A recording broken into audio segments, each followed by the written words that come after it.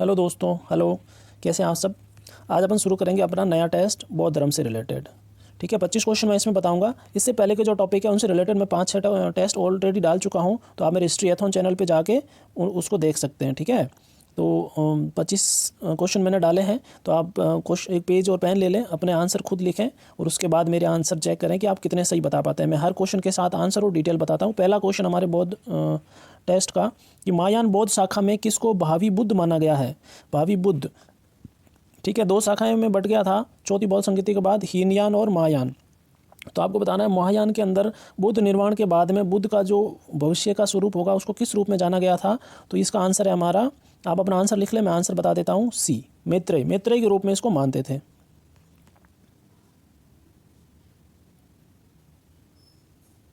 चलो दूसरा क्वेश्चन हमारा, जहाँ बुद्ध की मृत्यु हुई वह स्थान अब कहाँ है।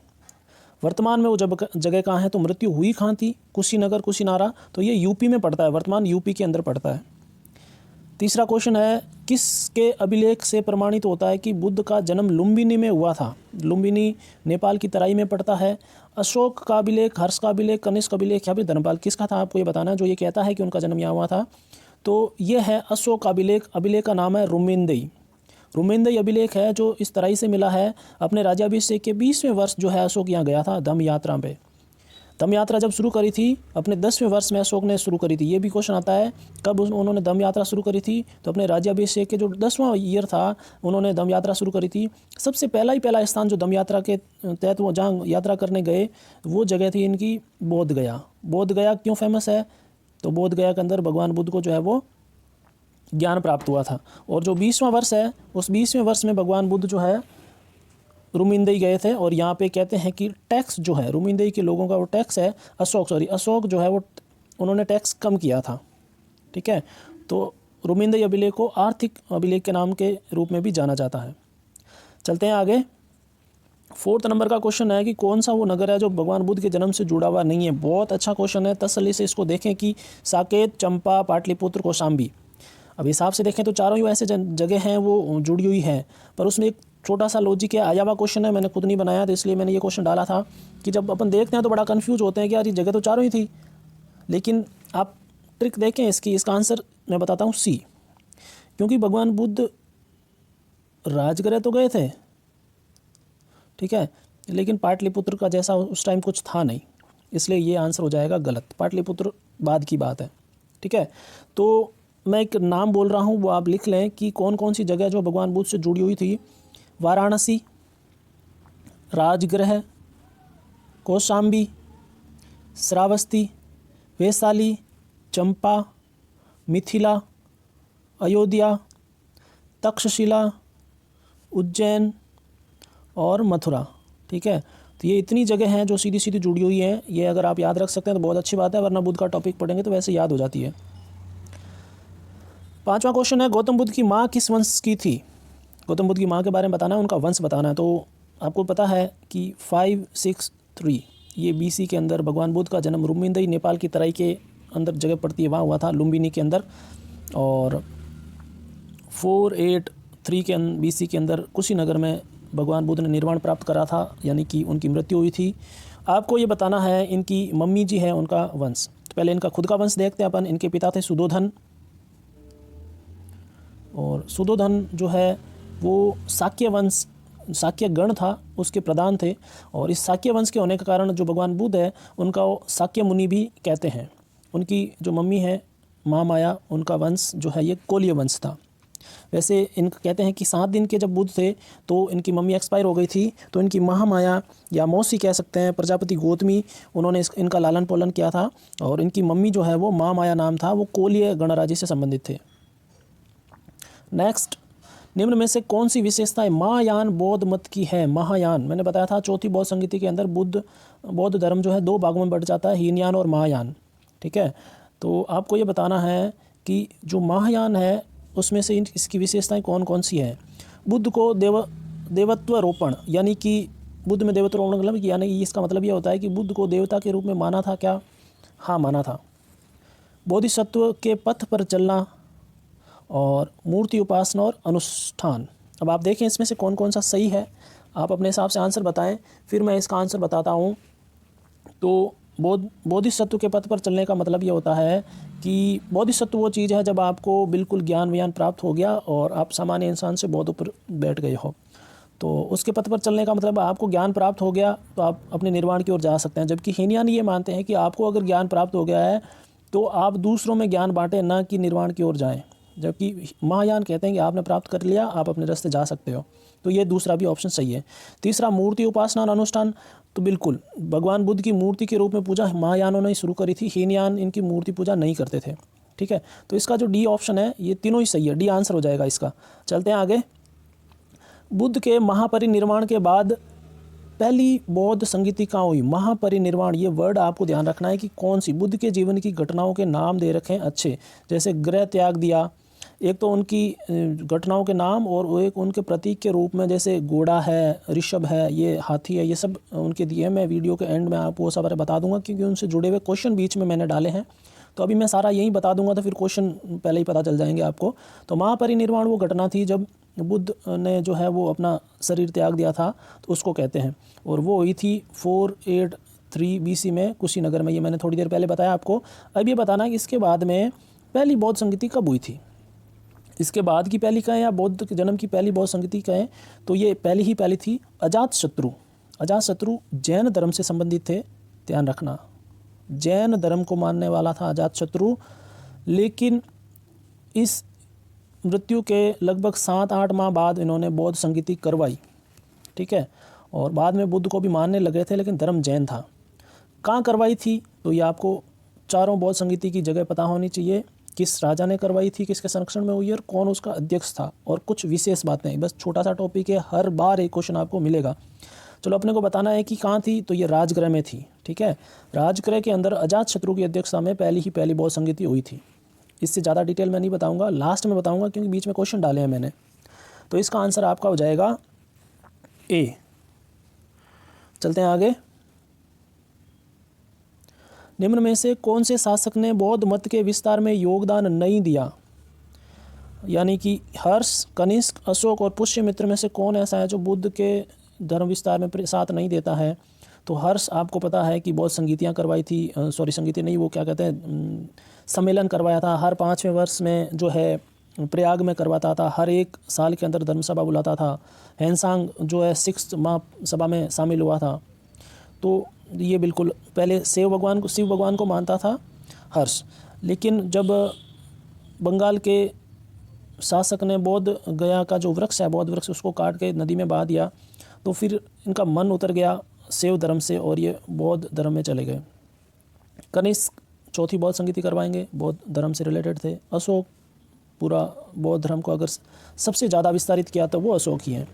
पुष्यमित्र शुंग वो इंसान है जिन्होंने, ऐसा कहते हैं कि अशोक ने जो बुद्ध की मृत्यु के बाद उनके अंगों को लगभग 84,000 जगहों पे जो है वो विस्तारित करके वहाँ स्तूप बनवाए थे। तो ऐसा कहते हैं कि जो पुष्यमित्र है उन्होंने इन सभी 84,000 वाले जो है इन सबको तुड़वा दिया था। इसको बौद्ध धर्म का सबसे बड़ा विरोधी माना गया है। ठीक है, तो इसका आंसर हमारा डी हो जाएगा। पुष्यमित्र शुंग मौर्यों के जस्ट बाद में इनका शुंग वंश की स्थापना होगी, ये वो है। ज्ञान प्राप्ति से पूर्व ज्ञान की खोज में गौतम बुद्ध किन आचार्यों से मिले थे? यानी कि जब इन्होंने गृह त्याग किया था और ये ज्ञान प्राप्ति के लिए इधर उधर भटक रहे थे, तो प्राप्ति से पहले और गृह त्याग के बाद में बीच में ये 5 पंडितों से मिले थे। अगर आप इनका चैप्टर पढ़ेंगे तो आपको बहुत आराम से मिल जाएगा। तो आपको बताना है तो वो आचार्य कौन थे। ठीक है, देखें, अलार कलाम, राम उद्रक, रामपुत्र, निकटनाथ पुत्र, मखली गोसालीन में से कौन कौन था, आपको ये बताना है। अलार कलाम बिल्कुल थे, सबसे पहले अलार कलाम के पास ही गए थे। इन्होंने योग की शिक्षा दी लेकिन ये सेटिस्फाई नहीं हो पाए, तो फिर इनके जो है रुद्रक रामपुत्र या फिर उद्रक रामपुत्र के पास गए थे। सॉरी, ये अलार कलाम सांख्य से रिलेटेड थे, ये योग से रिलेटेड थे। अलार कलाम वाले जो हैं आचार्य, इन्होंने सांख्य धर्म से रिलेटेड जो है भगवान बुद्ध को ज्ञान दिया था, इन्होंने योग से रिलेटेड दिया था। और निकटनाथ पुत्र तो महावीर का दूसरा नाम है। मखली पुत्र गोसाल आजीवक संप्रदाय के संस्थापक है, तो इनसे ये पहले नहीं मिले थे। तो हमारा आंसर होगा डी। 1 और 2 दोनों सही हैं, 3 और 4 हमारा आंसर नहीं है। ठीक है, चलते हैं आगे। बुद्ध के जीवन की किस घटना को महाअभिनिष्क्रमण कहते हैं? ये देखें, मैं इसलिए नहीं बता रहा था सारी टर्म्स क्योंकि ये क्वेश्चन है यहाँ पे। आपको ये बताना है महाअभिनिष्क्रमण जो है बुद्ध के जीवन की कौन सी घटना को कहते हैं। महाभिनिष्क्रमण, तो उनका निर्वाण पाना, जन्म, गृह त्याग या फिर प्रबोधन। प्रबोधन का मतलब होता है उपदेश देना। आपको ये बताना है कौन सी वो घटना थी जो महापरिनिर्वाण से संबंधित है, तो सी इसका आंसर हो जाएगा, गृह त्याग। ठीक है, गृह त्याग को जो है बौद्ध धर्म में महाभिनिष्क्रमण के रूप में जानते हैं। और ऐसा कहते हैं कि भगवान बुद्ध जो जीवन संबंधी 4 दृश्य उन्होंने देखे थे, उसमें भी उसके बाद इनका मन जो है वैराग्यपूर्ण हो गया और इन्होंने घर त्याग दिया था। तो ये भी आता है सीक्वेंस में, अगर आप याद रखेंगे तो और भी अच्छी बात है कि सबसे पहला जो है बौद्ध धर्म में इन्होंने शुरुआत करी थी, तो एक वृद्ध पुरुष को देखा था। ठीक है, वृद्ध पुरुष को। उसके बाद जब ये आगे जाते हैं तो इनका सारथी जो था वो था चिन्ह या फिर चेन्ना।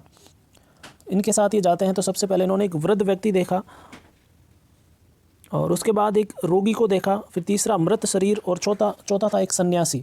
तीसरा एक वृद्ध को मौत को ले जा रहे थे, मृत्यु वाले व्यक्ति को, और चौथा था जो एक सन्यासी था मुस्कुराता हुआ। तो इन्होंने जीवन के जो 4 चरण होते हैं वो देख लिए। उसके बाद में इन्होंने जो ये गृह त्यागी का डिसीजन है वो उठाया, तो ये महाभिनिष्क्रमण के रूप में जाना जाता है। नेक्स्ट है, बौद्ध द्वारा धर्म में दीक्षित किया जाने वाला अंतिम व्यक्ति कौन था? वो व्यक्ति कौन है जिन्होंने भगवान बुद्ध ने सबसे लास्ट में जो है दीक्षित दिया था मृत्यु होने से पहले? सारिपुत्र, उपाली, आनंद और सुबुद्ध। तो इसका आंसर होगा सुबुद्ध। सुबुद्ध को जो है भगवान बुद्ध ने सबसे लास्ट में दीक्षा दी थी।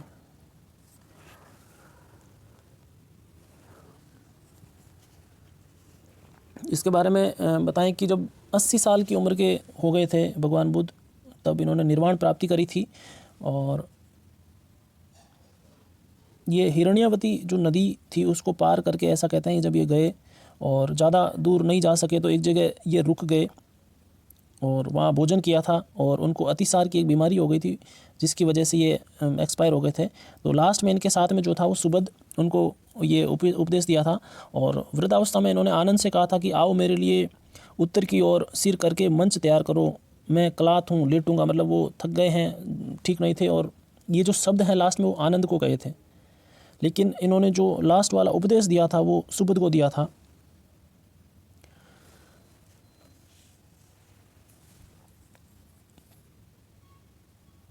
चलते हैं आगे।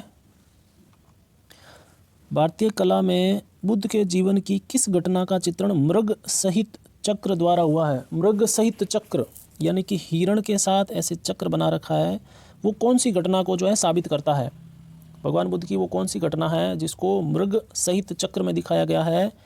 आपको इसका आंसर बताना है इन चारों में से। तो इसका आंसर है प्रथम उपदेश। प्रथम उपदेश।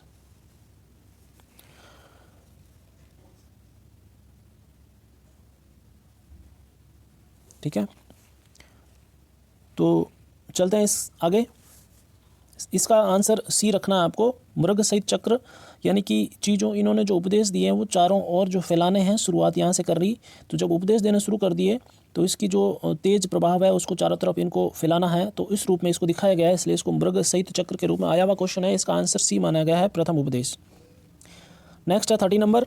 इनकी सूचियाँ मिलानी है आपको। 4 संगीतियाँ, बौद्ध संगीतियाँ, और उनके सामने शासक दे रखे हैं, आपको बताने हैं। देखिए कि पहली में जो है सबसे पहले मैंने अभी बताया था अजातशत्रु, दूसरी थी कालाशोक, तीसरी अशोक और चौथी कनिष्क। तो 1 3 2 4, 1 3 2 4, देखिए बी ऑप्शन 1 3 2 4। ठीक है, इसका है अक्का अक। ठीक है, सिंपल है, पहला वर्ड भी पकड़ लेंगे तो अकाक बन जाएगा। एकाएक जो है संगीतियाँ हुई थी, एकाएक, ऐसे याद रख सकते हैं। नेक्स्ट में चलते हैं अपन 40 नंबर का। बुद्ध ने सर्वाधिक उपदेश कहाँ दिए थे? सबसे ज़्यादा उपदेश कहाँ दिए बुद्ध ने? राजगृह, श्रावस्ती, वैशाली, कौशाम्बी। तो सिंपल है, श्रावस्ती जो जगह है वहाँ पर भगवान बुद्ध ने सबसे ज़्यादा उपदेश दिए थे। श्रावस्ती के अंदर सबसे ज़्यादा उपदेश दिए थे भगवान बुद्ध ने। ठीक है, और ऐसा कहते हैं कि जो साल में 12 जो महीने होते हैं 12 महीनों में से 8 महीने भगवान बुद्ध जगह जगह के घूमते और उपदेश देते थे। 4 महीने जब बारिश का टाइम होता था, वर्षावास सीजन जिसको नाम दिया गया है, तब ये रेस्ट करते थे। और बौद्ध धर्म में ऐसा माना भी जाता है कि वर्षावास में कोई भी भिक्षु जिस जगह पे होता है फिर वो वहीं रहता है। वर्षावास के 4 महीने वो कहीं भी नहीं निकलता। तो ये क्वेश्चन भी आता है कि भगवान बुद्ध ने अपने वर्षावास का सबसे ज़्यादा वर्ष कहाँ बिताए, तो वो भी श्रावस्ती में ही है।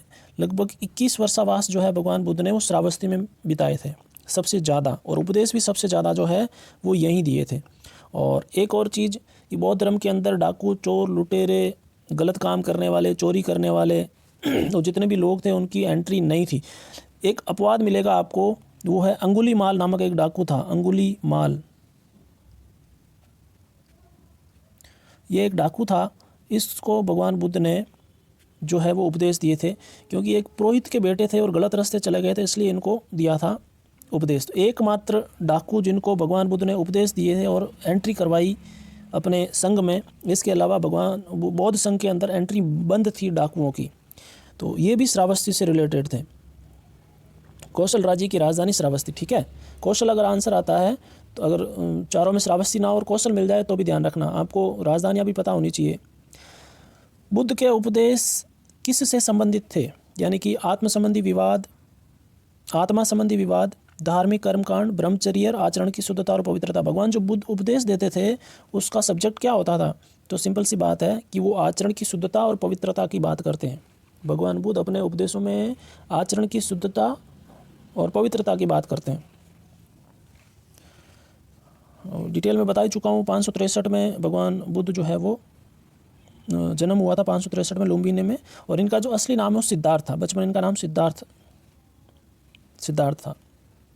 और पहला उपदेश इन्होंने सारनाथ में दिया था, पहला सारनाथ में, और सबसे ज़्यादा श्रावस्ती में दिए थे। और उपदेशों का जो मेन पॉइंट टॉपिक होता था वो शुद्धता और पवित्रता के ऊपर इन्होंने उपदेश दिए थे। और बुद्ध ने धर्म प्रचार कार्य में ऊंच नीच, अमीर गरीब के मध्य कोई फर्क नहीं करा। उन्होंने अष्टांगिक मार्ग का अनुसरण करते हुए सबको बराबर मानते हुए जो है वो उपदेश दिए थे। संघ में एंट्री कुछ लोगों की नहीं थी, वो मैं बता चुका हूँ।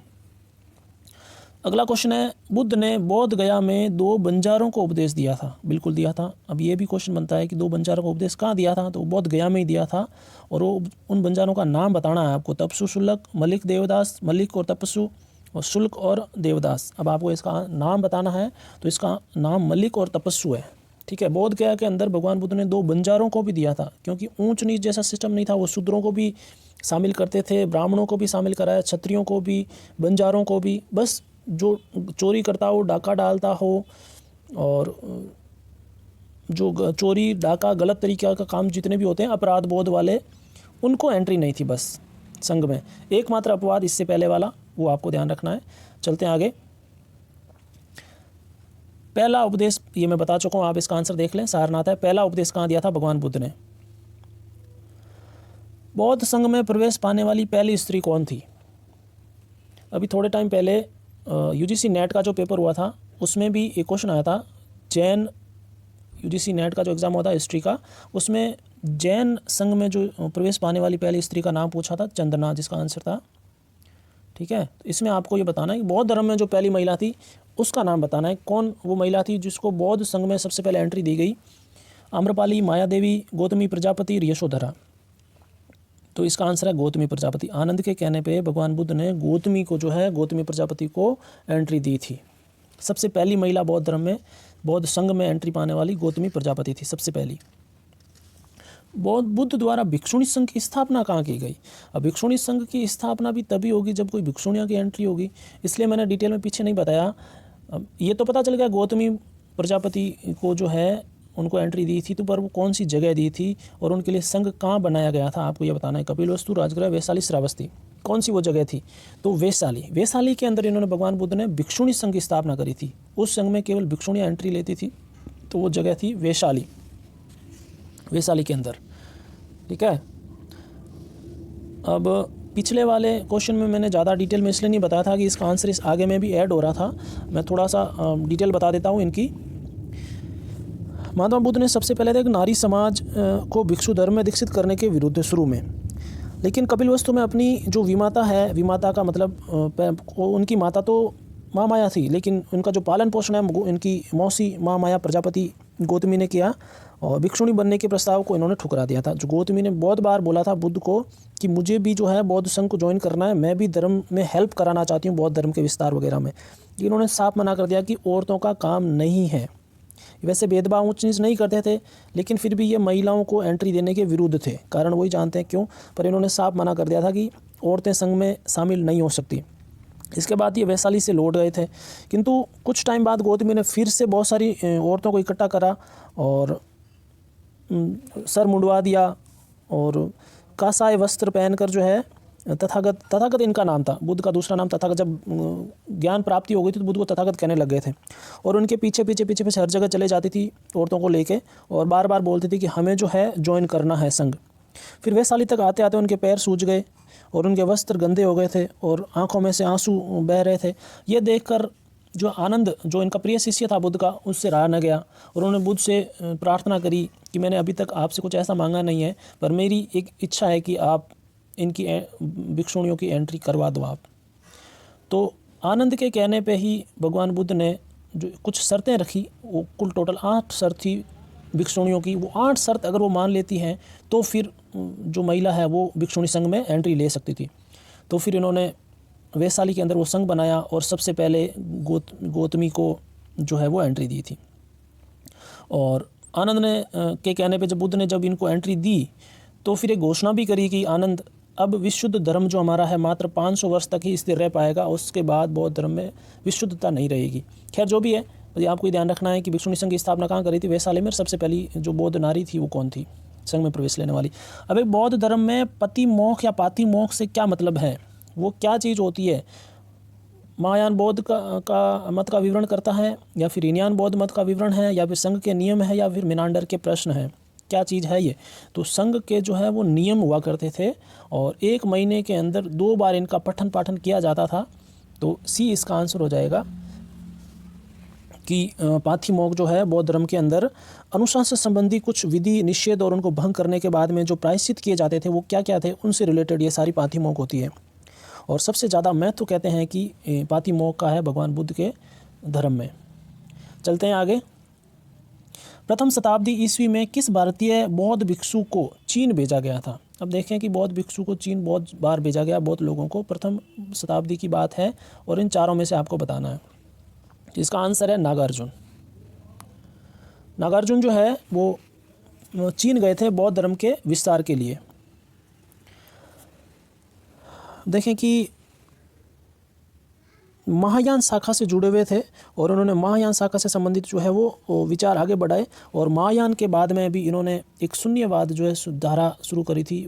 शून्यवाद, वो महायान शाखा में से भी एक और शाखा निकल पड़ी थी, उनके प्रवर्तक इनको माना जाता है और भारत के आइंस्टीन कहते हैं। नागार्जुन को भारत का आइंस्टीन कहते हैं, ध्यान रखना। अगला है बौद्ध धर्म में कल्याण मित्र क्या है? कल्याण मित्र का मतलब क्या होता है? क्या वो धर्म चक्र है, त्रिरत्न है, अष्टांगिक मार्ग है या प्रबंधन है, मैनेजमेंट बौद्ध धर्म का? तो जो अष्टांगिक मार्ग है उसको भगवान बुद्ध ने कल्याण मित्र का है। बौद्ध धर्म के जो भिक्षु हैं उनका कल्याण करने वाला जो दोस्त है वो ये अष्टांगिक मार्ग ही है। ये डिटेल में मैं थोड़ा बाद में बताऊंगा क्योंकि आगे क्वेश्चन बच रहे हैं अभी। बौद्ध धर्म में 4 आर्य सत्य में से कौन एक प्रतीत्य समुत्पाद के सिद्धांत की व्याख्या करता है? प्रतीत्य समुत्पाद के व्याख्या करता है सिद्धांत की। पहला आर्य सत्य है, दूसरा, तीसरा और चौथा आपको ये बताना है। तो जो दूसरा आर्य सत्य है उसके जवाब में प्रतीत्य समुत्पाद की व्याख्या दी गई है भगवान बुद्ध के द्वारा। ठीक है, कि पहला है दुख है और दुख का कारण भी है। प्रतीत्य समुत्पाद का मतलब होता है कि ऐसा होने पर वैसा होना, मतलब कि हर किसी कार्य का एक कारण होना जरूरी है। कोई भी एक कोई काम होता है तो भगवान बुद्ध कहते हैं उसके पीछे 101% कोई ना कोई कारण रहा होगा। तो इसीलिए ये दिया था कि पहला है, दुख का कारण है।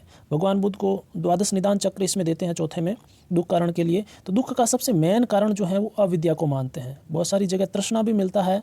आरपीएससी के अंदर एक बार आया हुआ क्वेश्चन था, तृष्णा माना था, बाद में ऑब्जेक्शन लगने के बाद अविद्या को माना गया है। तो अविद्या जो है इसको मेन कारण मानते हैं दुखों का।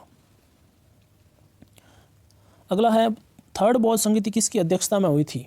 तो मैं ये बता चुका हूँ कि चारों बौद्ध संगीतियाँ जो है उनमें राजा कौन कौन थे। तो सबसे पहले था अजातशत्रु, कालाशोक, अशोक और कनिष्क, एक एक है।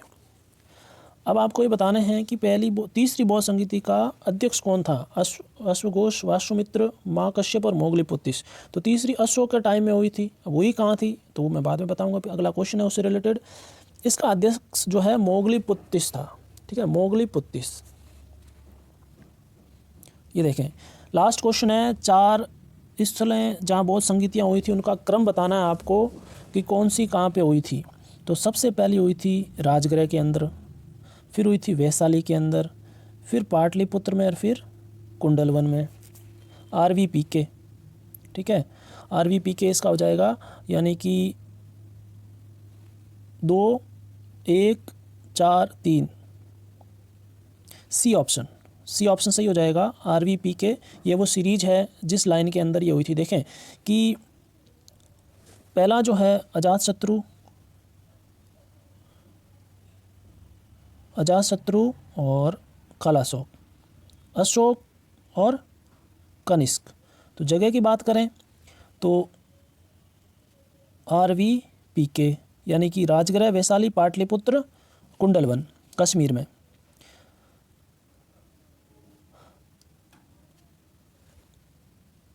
ठीक है, अब इसके जो अध्यक्ष हैं वो आप देख लें कि किसका अध्यक्ष कौन था। तो पहले का था मस्सामो, इसका ऐसा बनता है मस्सामो और व,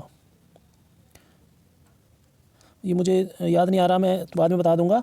इसका आप देखें कि साबक मीर है, मोगलीपुत्तिस है और वसुमित्र है। ये महाकश्यप, याद आ गया, ये महाकश्यप है, साबक मीर, मोगलीपुत्तिस और वसुमित्र। ठीक है, यहाँ एक उपाध्यक्ष भी थे, अश्वघोष। चलो, और भगवान बुद्ध से रिलेटेड आप देख लें। मैं अगला जो टेस्ट है वो ये डालूंगा जैन धर्म से रिलेटेड। उसके बाद में एक टेस्ट अपन लेंगे जिसके अंदर भगवान बुद्ध और जैन धर्म से रिलेटेड एक और हो जाएगा। Thank you. मैं थोड़ा टेस्ट धीरे डाल रहा हूँ क्योंकि अभी लोग ज़्यादा जुड़ नहीं रहे हैं। एग्ज़ाम की डेट भी मुझे लग रहा है लोग वेट कर रहे हैं। एक तो UGC नेट का जो एग्ज़ाम इस बार शायद मई जून में जाके होगा, तो उसमें भी काफ़ी टाइम ऐसा लग रहा है स्टूडेंट को। और दूसरा जो असिस्टेंट प्रोफेसर है जिसकी अभी फॉर्म भरे जा रहे हैं राजस्थान में RPSC के तहत, तो उसमें भी लोग अभी लगे हुए हैं। तो जैसे जैसे मुझे लगेगा कि लोग ज़्यादा देखने लग गए हैं तो मैं थोड़ा सा टाइम के हिसाब से डालने लग जाऊँगा, अपलोड करूँगा वीडियो। अभी मैं धीरे ही चलने दे रहा हूँ क्योंकि बहुत ज़्यादा कम लोग देख रहे हैं। आप देखें वीडियो को क्वालिटी वाइज बनाता हूँ, पर मैं भी चाहता हूँ कि लोग देखें, जिनको फ़ायदा हो तो अच्छी बात है, वरना फिर डालने का कोई मतलब नहीं है। चलो, थैंक यू वेरी मच।